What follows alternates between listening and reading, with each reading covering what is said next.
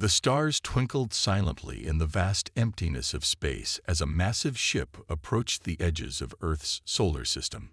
Its sleek, dark hull absorbed rather than reflected light, making it nearly invisible against the backdrop of space. This was the Imperial scout vessel Nighthawk *, pride of the Galactic Empire's exploration fleet.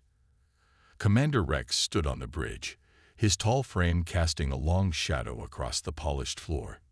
His 6 fingers tapped rhythmically on the control panel as he studied the blue planet on the main screen. "Interesting," he muttered, zooming in on Earth's surface. These creatures had advanced quickly. Officer Bren, his second-in-command, joined him at the view screen. "Sir, our database classifies them as pre-FTL primitives. They shouldn't be a concern." Rex shook his head. "Look closer. They've established orbital stations. They have bases on their moon. They've sent probes to neighboring planets. All this in less than a century since they first flew in atmosphere." He pointed to several bright spots on the night side of the planet. "And look at their cities. Their energy consumption has doubled every 20 years. Still no match for Imperial technology," Bren said with confidence. "Perhaps," Rex replied. "But the Emperor values efficient conquests. Prepare a diplomatic team. We'll approach them with offers of protection and technological exchange first. It saves resources." The Nighthawk moved closer to Earth, its engines barely making a ripple in space as it approached. Deep beneath the Rocky Mountains, in a facility unknown to most humans, alarms suddenly blared to life. Red lights flashed throughout Cheyenne Mountain's most secret level, the Global Defense Initiative headquarters. Director Tom Wilson rushed into the control room, his gray hair disheveled, and his eyes alert despite being woken from sleep. "Report," he commanded. Lisa Brown, head of Deep Space Monitoring, pointed to her screen. "Sir, we have an artificial object approaching Earth. It's massive, roughly 2 kilometers in length, and it's slowing down in a controlled manner." "Natural objects don't slow down," Wilson muttered. "How did it approach without earlier detection?" "It appears to absorb our radar signals rather than reflect them. We only detected it because our quantum array picked up its gravity signature." Lisa looked up, her face pale. "Sir, this is it. First contact." Wilson took a deep breath and pressed a button on the console. "This is Director Wilson. I am initiating Protocol Omega. I repeat, Protocol Omega is now active." Throughout the world, select military and scientific personnel received encrypted alerts on secure devices. In underground bunkers across 6 continents, systems that had been dormant for decades began powering up. "Send word to the President and the UN Secretary General," Wilson ordered, "and get me Director Lee from Project Lighthouse." Within an hour, the world's most powerful leaders had gathered in a secure virtual conference. Their faces showed varying degrees of shock, fear, and determination. "Ladies and gentlemen," Wilson addressed them, "the day we prepared for has arrived. An alien vessel is approaching Earth. Based on its size and technology, we can assume it represents a civilization far more advanced than our own." The President of the United States spoke up. "Is Project Lighthouse ready?" Dr. Mark Lee, a quiet man with intense eyes, nodded from his screen. "Yes, Madam President. The system has been operational for 3 years, but we hoped never to use it." "Let's not jump to conclusions," the UN Secretary General cautioned. "They may come in peace." Wilson nodded. "We'll proceed with diplomatic protocols as planned. Ambassador Jack Stone is already en route to the designated first contact site. But," he paused, looking at each face on the screen, "we'll keep Lighthouse on standby." As dawn broke over the Pacific Ocean, humanity waited for its first meeting with visitors from the stars, unaware that the Galactic Empire had already decided Earth's fate long before they arrived. The morning sun painted the Geneva Valley in golden light as world leaders gathered at the hastily prepared landing site. A massive circle had been cleared in an open field, surrounded by a mixture of diplomatic personnel and carefully hidden security forces. Ambassador Jack Stone stood at the front of the human delegation. His decades of diplomatic service had prepared him for many challenges, but nothing like this. At 62, with silver hair and steady hands, he had been chosen for his calm demeanor and quick thinking. "Remember," he told the assembled representatives, "we show strength through dignity, not threats. We know nothing about their culture or expectations." The sky darkened suddenly as the Imperial shuttle descended through the clouds. Unlike human aircraft, it made almost no sound as it lowered itself to the ground. The ship was beautiful in a strange way. Its surface seemed to flow like liquid metal, changing colors from black to deep purple in the sunlight. A ramp extended from the craft, touching the Earth's soil. 3 figures emerged. They were humanoid but clearly alien. Taller than humans, with grayish-blue skin and eyes that seemed to reflect light like a cat's. They wore what appeared to be ceremonial armor, decorated with symbols of rank and achievement. The leader stepped forward. "I am Lord Grav, Imperial Envoy of the Galactic Empire," he announced. His voice sounded odd, clearly processed through some translation device. "I bring greetings from Emperor Zol, ruler of 1,000 systems." Ambassador Stone stepped forward with a respectful nod. "On behalf of Earth and all humanity, I welcome you. I am Ambassador Jack Stone." Lord Grav's mouth formed what might have been a smile, though it didn't reach his eyes. "The Empire has observed your world for some time. Your species has potential, despite your technological limitations. We are eager to learn about your civilization." Stone replied carefully. "Cultural exchange could benefit us both." The alien made a dismissive gesture. "The Empire does not exchange. We elevate worthy species through integration. Your planet has been designated as Resource World 2991C. Imperial protection will be established immediately." Stone maintained his diplomatic composure despite the implications. "Perhaps there's a misunderstanding. Earth is a sovereign world. Any relationship must be based on mutual respect and agreement." Lord Grav tilted his head, appearing genuinely confused. "Sovereignty. Your species barely controls its own atmosphere. The Empire brings order to chaos. Your resources will serve the greater good of galactic civilization." From the back of the human delegation, General Maria Diaz whispered into her secure comm unit, "Lighthouse status." A voice responded in her earpiece. "Standing by, General. Dr. Lee reports all systems green." Meanwhile, Lord Grav activated a holographic display that hovered in the air between the delegations. It showed Earth, sectioned into colored zones. "These regions will be designated for resource extraction," he explained matter-of-factly.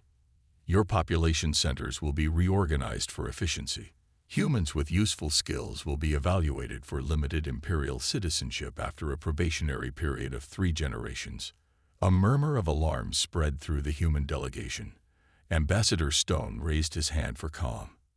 "This proposal is unacceptable," Stone said firmly. "We invite friendship, not subjugation." Lord Grav's expression hardened. "You misunderstand, Ambassador. This is not a proposal. The Imperial fleet arrives in 7 Earth days to begin the integration process. This meeting is merely a courtesy to prepare your leaders." As the Imperial delegates turned to return to their ship, Stone called out, "Wait. We have a message for your Emperor." Lord Grav paused. "The Emperor does not receive messages from pre-integration worlds." Stone held out a small crystalline device. "This contains information your Emperor will find valuable regarding Earth's status. We strongly recommend it reaches him before any integration begins." With visible reluctance, Lord Grav accepted the device. It will be processed by Imperial intelligence.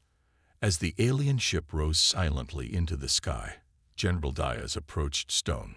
"Do you think they'll actually deliver the message?" Stone watched the ship disappear into the clouds. "They're arrogant enough to think nothing from Earth could possibly surprise them. That's our only advantage." Deep beneath the Pacific Ocean, 20 miles off the Hawaiian coast, Dr. Mark Lee stood before a massive door marked Project Lighthouse. "Authorized personnel only." The facility had been built in secret over 15 years, funded through black budgets spread across a dozen nations. Dr. Lee pressed his palm against the scanner and looked into the retinal reader. After a series of clicks and whirs, the 3-foot-thick door slowly swung open. "Begin final system checks," he ordered as he walked into the cavernous main chamber. The heart of Project Lighthouse dominated the center of the room. A spherical device roughly 10 feet in diameter, suspended in a containment field that glowed with soft blue light. Countless cables and conduits connected it to the surrounding computers and power systems. Jane Wright, the project's lead engineer, looked up from her console. Power systems at 100%. Quantum stabilizers holding at optimal levels. "And the targeting system?" Dr. Lee asked, his voice betraying his tension. "Fully operational. We can lock onto anything in Earth orbit with precision down to the subatomic level." Dr. Lee nodded, then turned to address the room of scientists and engineers. 7 years ago, when we discovered quantum displacement theory, we hoped it would revolutionize human transportation and exploration. None of us imagined our first real application would be as a weapon." He paused, looking at the determined faces around him. "But make no mistake, if the aliens intend to conquer Earth, this is our best hope for survival. With Lighthouse, we can instantly transport their entire fleet anywhere we choose, into deep space, the sun, or even tear them apart at the molecular level." "Are we sure it will work against their technology?" asked Robert Taylor, one of the younger scientists. "No," Dr. Lee admitted, "but quantum physics appears to be universal. Their ships still interact with spacetime, which means they should be vulnerable to our displacement field." A secure phone rang at the communications station. The operator listened briefly, then called out, "Dr. Lee, it's Director Wilson from GDI headquarters." Lee picked up the phone. "This is Lee." Wilson's voice came through clearly despite being transmitted through multiple secure relays. "The diplomatic meeting went as expected. They're not here for friendship." "How long do we have?" "They say 7 days until their main fleet arrives." Lee closed his eyes briefly. "Lighthouse is ready, but we've never tested it at the scale we'll need. I recommend evacuation protocols begin immediately for major population centers. Already underway, disguised as emergency preparedness drills. The public doesn't know yet." Wilson paused. "What are our odds?" "If it works as designed, we'll be able to remove their fleet from Earth orbit instantly. If it fails," Lee let the thought hang unfinished. "Meanwhile, in underground bases around the world, military forces prepared for what might be humanity's final stand. In a bunker beneath the Rocky Mountains, General Maria Diaz reviewed the global defense plan with her international counterparts. "Our conventional weapons will be useless against their technology," she stated bluntly. "Satellite imagery shows their scout ship has energy shielding beyond anything we've developed." The Russian general frowned. "Then why prepare ground forces at all?" "Because if Project Lighthouse fails, our job is to buy time for civilian evacuations," Diaz replied. "Every minute we can distract them is another 1,000 civilians moved to the underground shelters." On screens around the war room, satellite feeds showed people boarding buses and trains across the globe, unaware that these drills might be their last chance for survival. In his private office, Ambassador Stone studied ancient texts on warfare and diplomacy. Sun Tzu's words echoed in his mind. "Appear weak when you are strong, and strong when you are weak." Earth appeared weak to the Empire. This misconception was now humanity's greatest asset. In orbit, hidden among debris and defunct satellites, small stealth platforms tracked the Imperial shuttle's departure from the solar system. Soon it would deliver humanity's message to the Emperor, a message that contained both a warning and something much more dangerous, a highly advanced computer virus designed to infiltrate Imperial systems. The trap was set. Now they could only wait and hope. Lord Grav stood before Emperor Zol in the grand throne room of the Imperial flagship Eternal Dominion *. The massive chamber glittered with rare metals and jewels from 100 conquered worlds. Guards in ceremonial armor stood at attention along the walls. The humans received our terms with resistance, Your Majesty, Lord Grav reported, bowing low. They refused to accept their place in the natural order. Emperor Zol leaned forward on his ornate throne. Unlike most of his species, the Emperor had deep red skin, a rare genetic trait considered a mark of destiny among his people. His eyes narrowed as he studied the holographic images of Earth. Such primitive defiance is common in the early stages, the Emperor said dismissively. It will fade when they witness the might of our fleet. There is one other matter, Your Majesty, Lord Grav added. They provided this data device, requesting it be delivered directly to you. The Emperor's advisor, Master Kryn, stepped forward. Allow me to inspect it first, Your Majesty. It could contain harmful materials. Proceed, the Emperor commanded. Master Kryn took the small crystal device to a scanner. After several moments, he looked up in surprise. It appears to be a simple message, Your Majesty. No explosives or toxins detected. Display it, ordered the Emperor. The message appeared as a hologram in the center of the throne room. Ambassador Stone's face materialized, looking directly at them. Greetings, Emperor Zol. I speak on behalf of Earth.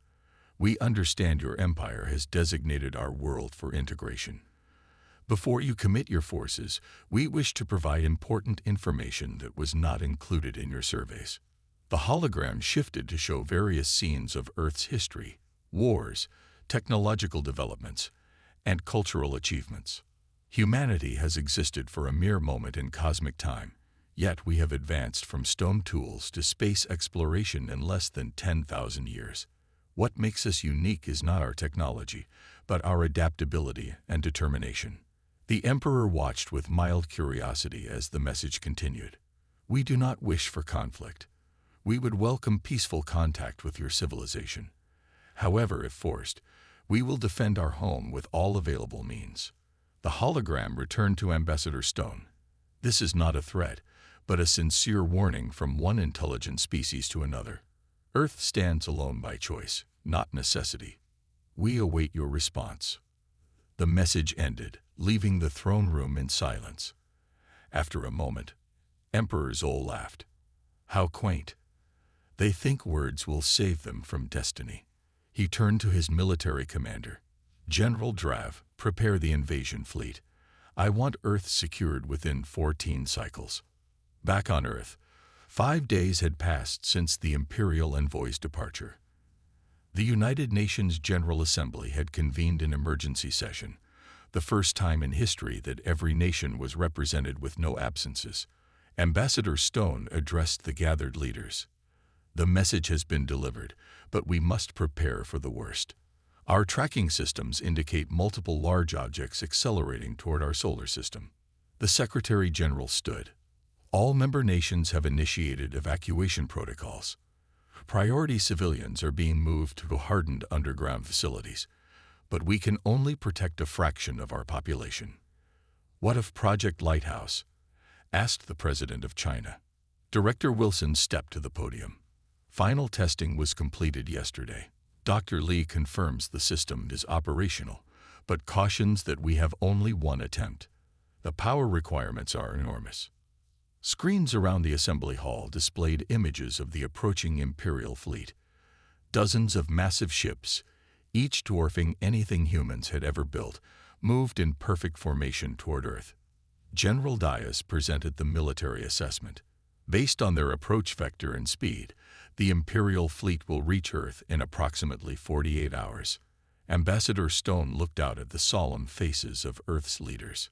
Throughout human history, we have faced extinction many times, from ice ages to plagues, from world wars to environmental disasters. Each time, we survived through innovation and courage.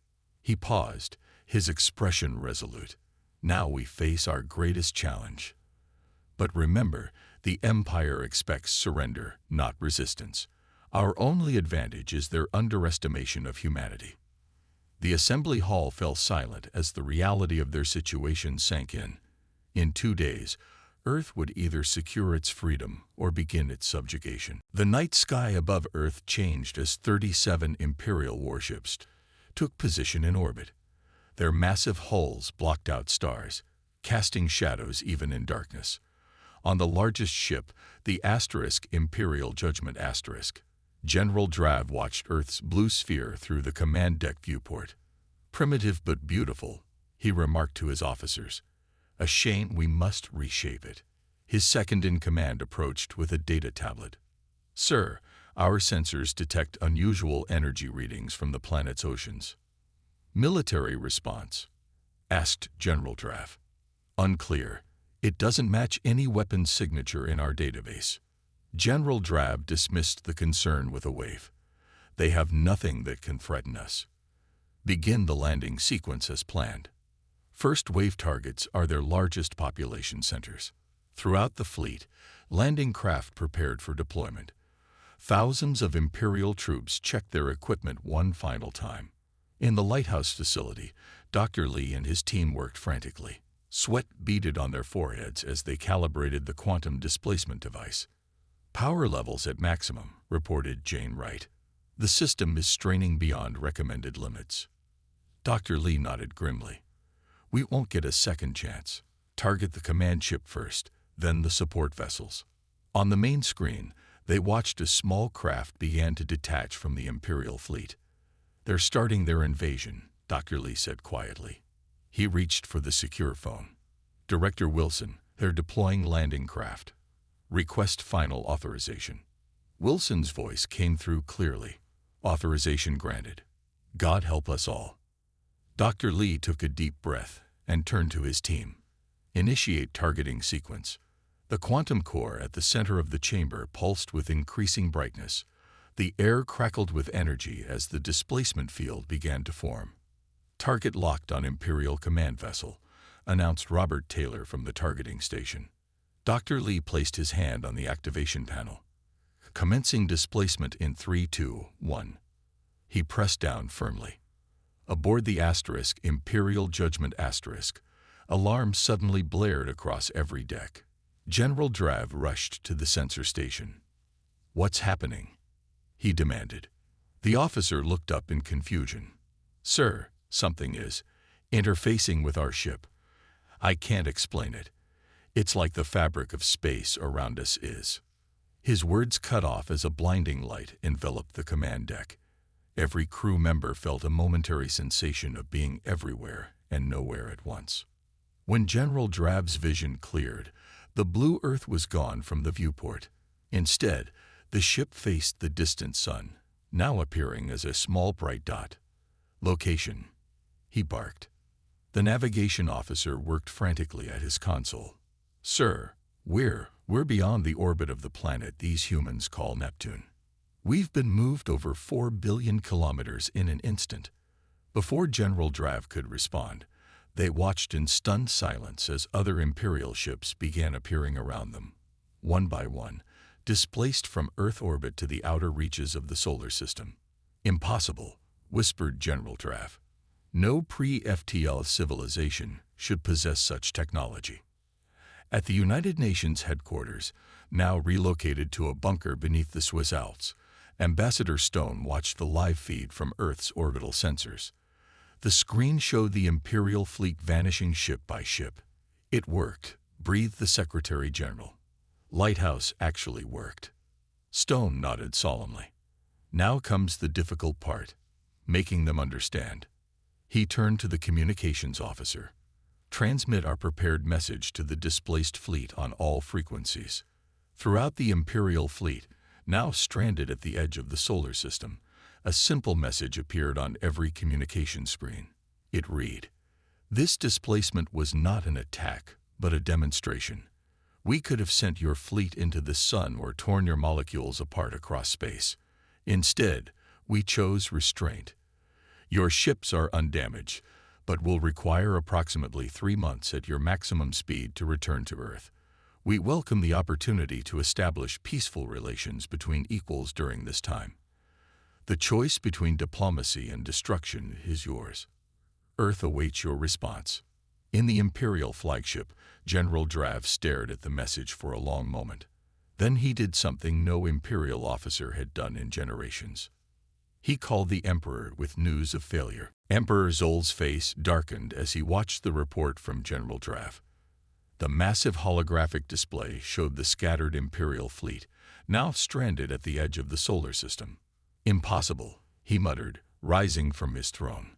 "No primitive world has ever developed quantum displacement technology." Master Kryn, the Emperor's scientific advisor, stepped forward cautiously.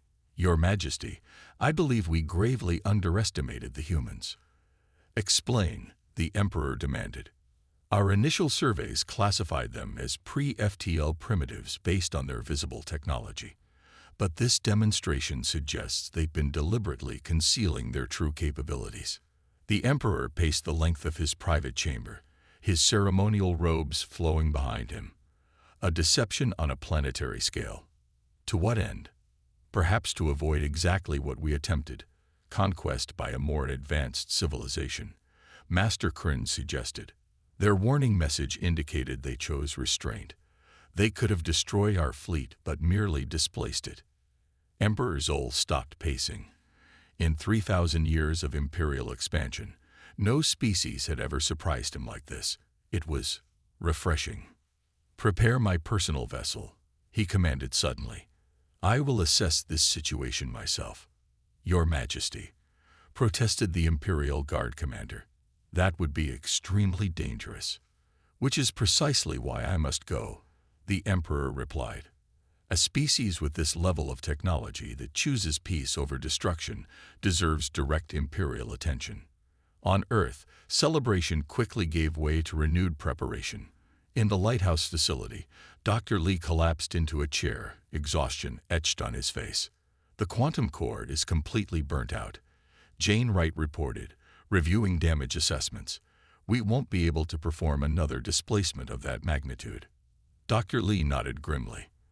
"Let's hope we don't need to." The demonstration served its purpose. Director Wilson's face appeared on the main screen.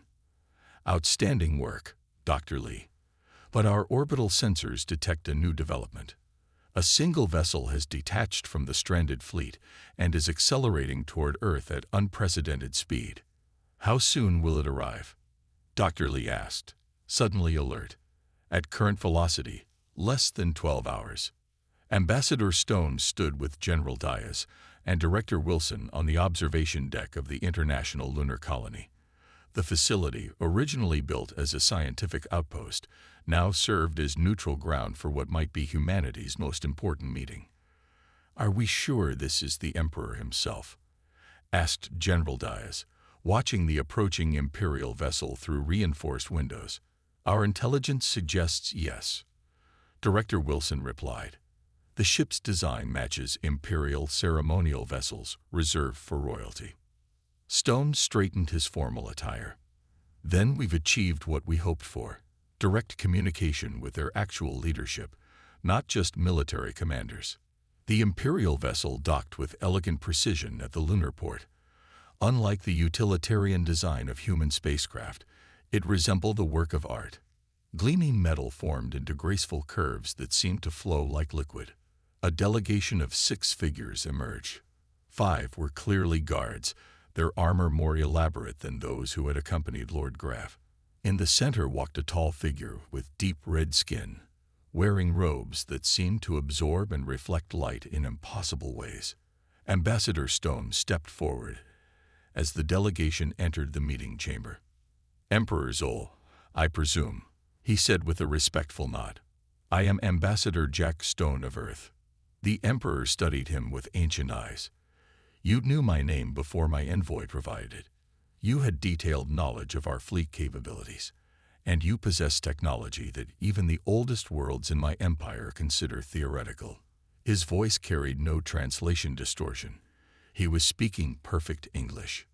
"You've studied us as well," Stone observed. "Indeed."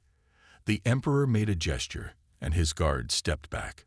"I have ruled 1,000 worlds for over 3 centuries. In all that time, no species has ever moved my ships without my permission." Stone maintained his diplomatic composure. We prefer construction to destruction, cooperation to conquest. So your message claimed, the Emperor replied. Yet you developed a weapon of enormous power. A shield, not a sword, Stone corrected. Developed only after we detected your scout ships observing our world years ago. The Emperor's expression changed slightly. Something like respect flickered across his alien features. Perhaps, he said thoughtfully, it is time for the Empire to try something new. The lunar conference room fell silent as Emperor Zoll and Ambassador Stone faced each other across the table. Through the dome-shaped ceiling, Earth hung like a blue jewel against the blackness of space. For 10,000 years, the Empire has expanded through the galaxy, Emperor Zoll said, his voice carrying an ancient weariness. We have absorbed thousands of worlds, some peacefully, many through force. It is the natural order of things. Perhaps it was, Stone replied carefully. But natural orders can evolve. The Emperor studied the human delegation. Director Wilson sat rigidly in his military posture. General Diaz watched the Imperial Guards with professional assessment. Dr. Lee seemed more interested in the Emperor's translator device than the political discussion. Your species puzzles me, the Emperor admitted. You clearly mastered quantum physics, yet you still use primitive combustion engines. You have the power to destroy our fleet, yet you live in fragile structures vulnerable to natural disasters. Dr. Lee spoke up, unable to contain his scientific curiosity. We chose our development path deliberately. Throughout history, our technological advancements often outpaced our wisdom to use them properly. Explain, the Emperor commanded, genuinely interested. 2 centuries ago, we nearly destroyed ourselves with nuclear weapons, Dr. Lee continued. We learned that developing every technology just because we can might lead to extinction. So we prioritize certain advancements while deliberately slowing others. General Diaz added, defense over offense, sustainability over expansion, depth over breadth. The Emperor leaned back, processing this unusual concept. In imperial culture, maximum advancement in all fields was the only acceptable path. And the quantum displacement technology, how does that fit your philosophy? Director Wilson answered, it was developed purely as a defensive measure after we detected your scout ships entering our system 3 years ago. The Emperor's eyes widened slightly, a sign of surprise in his species. You detected our stealth ships. Impressive. We've been watching the stars for signs of other life for centuries, Stone explained. When we confirmed we weren't alone, we accelerated certain defensive projects. The Emperor stood and walked to the window, gazing at Earth. For several minutes he said nothing, lost in thought. The Imperial Guards shifted uncomfortably at this unusual behavior from their ruler. Finally, he turned back to the human delegation. In all my centuries of rule, no species has ever surprised me as yours has. You could have destroyed us, yet you chose restraint. You developed advanced technology in secret, yet use it with wisdom. He made a formal gesture, hands crossed over chest. I propose something unprecedented. Not conquest, not absorption, but alliance. Ambassador Stone remained cautious. What would such an alliance entail? Equal exchange, trade routes, cultural sharing, mutual defense. The Emperor's voice grew stronger with each point. Earth would remain sovereign, answering to its own leadership. The human delegation exchanged glances of cautious optimism. There would be conditions, the Emperor continued. Certain technologies must be regulated for the stability of galactic civilization, and Earth would need a permanent ambassador to the Imperial core worlds. Stone nodded. Those seemed like reasonable starting points for negotiation. The Emperor returned to his seat. The Imperial fleet will withdraw from your system as a show of good faith. I will remain with a small delegation to formalize our agreement. As the meeting adjourned, Dr. Lee approached the Emperor with professional curiosity. If I may ask, what made you decide on peace rather than pursuing conquest? The Emperor looked at the scientist with ancient eyes. In 10,000 years of imperial expansion, We have encountered many civilizations. Some fought bravely but fell. Others surrendered immediately. A few tried deception or sabotage. He gestured toward Earth, visible through the window. But never have we found a species that possessed the power to destroy us, demonstrated that power clearly, and then immediately offered peace. Such wisdom is rare in the galaxy. The Emperor turned to Ambassador Stone.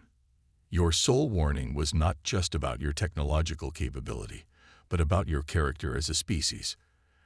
As the lunar day ended and Earth rotated slowly against the star-filled background, humans and Imperials began the careful work of crafting a new relationship, not as conquerors and subjects, but as equals in a vast and ancient galaxy. For the first time in its long history, the Galactic Empire hadn't set its sights on a world to conquer, but on a civilization to understand.